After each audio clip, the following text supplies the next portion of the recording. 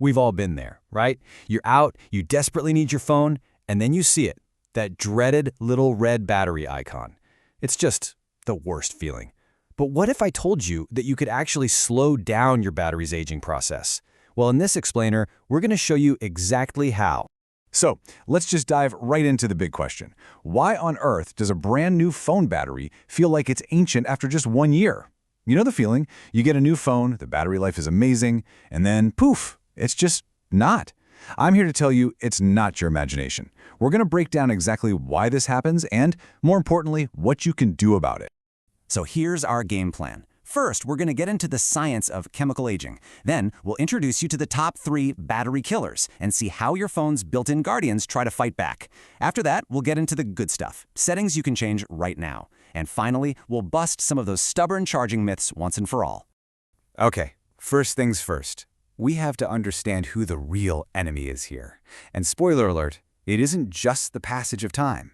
We all think of batteries getting old in terms of months or years, but the real fight is happening on a chemical level deep inside the battery itself.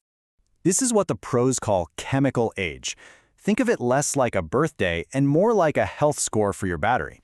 It's affected by stuff like heat and your charging habits. And here's the absolute key. Unlike your own age, you have a huge amount of control over how fast your battery's chemical age goes up. So what are the things that actually speed up this chemical aging? Well, let's meet the 3 main villains of our story, the top battery killers. If you can learn to manage these guys, you are already way ahead of the game. Here they are, the big 3. Number 1, extreme heat. Number 2, keeping your phone at 100% for too long, which creates a ton of high-voltage stress. And number 3, constantly draining it all the way down to 0. These 3 are constantly chipping away at your battery's internal chemistry. Now this is where it gets really wild, because these things work together to do even more damage. Just look at this. At normal room temperature, leaving your phone fully charged for a year can cost you 20% of its total capacity. 20%. But add some serious heat, like leaving it on your car's dashboard, and that number just explodes. You could lose 40% of your battery's capacity in just 3 months. That's insane. This chart just perfectly shows why you should never let your battery die. Okay, so a charge cycle is basically one full discharge from 100 to 0. If you do that all the time, you're only going to get about 300 to 500 cycles out of your battery. But look at the difference here. If you only let it drop by 10% before you plug it back in, you could get over 6,000 cycles. It's not just a small difference. Smaller, more frequent charges are exponentially better. Okay, now for some good news.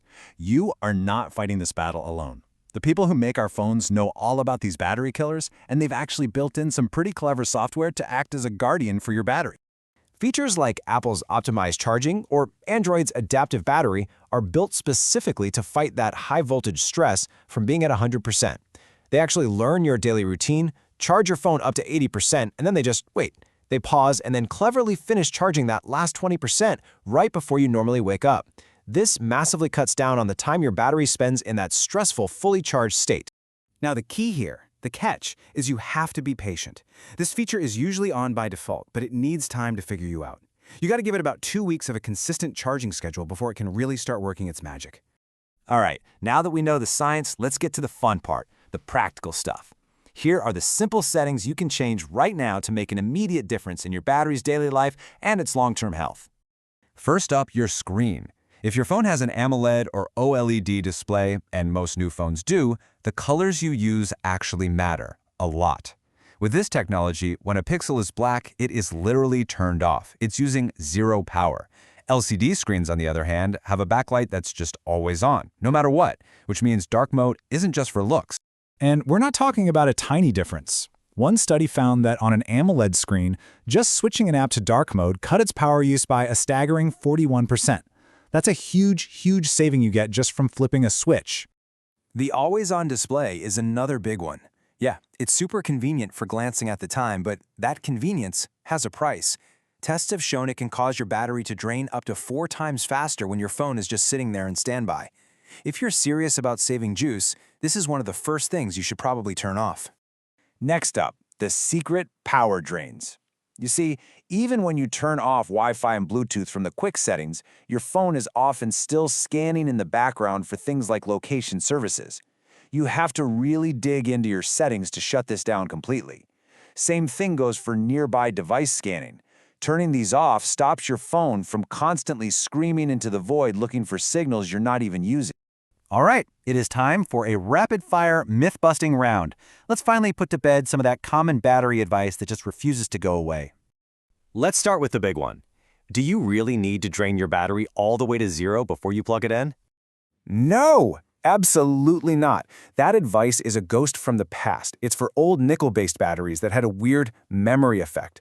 For the modern lithium-ion batteries in all our phones, it's actually bad for them. Like we saw earlier, those deep discharges put a huge amount of stress on the battery. Okay, how about that old trick of storing batteries in the freezer to make them last longer? Is there anything to that?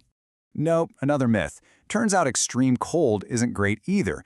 When you take a freezing cold battery out, condensation forms, water. And as we all know, water and electronics are, well, it's a recipe for disaster. A cool, dry place is always going to be your best bet. So look, if you only remember one single thing from all of this, please make it this. The golden rule is to just avoid extremes. Your battery is basically Goldilocks. It wants everything to be just right. Not too hot, not too cold, not too full, and definitely not too empty. And that's really what this all boils down to. You don't have to be obsessed with your battery percentage all day. By just making a few of these small tweaks to your habits and settings, you can take back control and really significantly extend the life of the device you use every single day. So now that you know the science, the only question left is, what's the first simple change you're going to make today to help your battery last longer? Thanks for watching.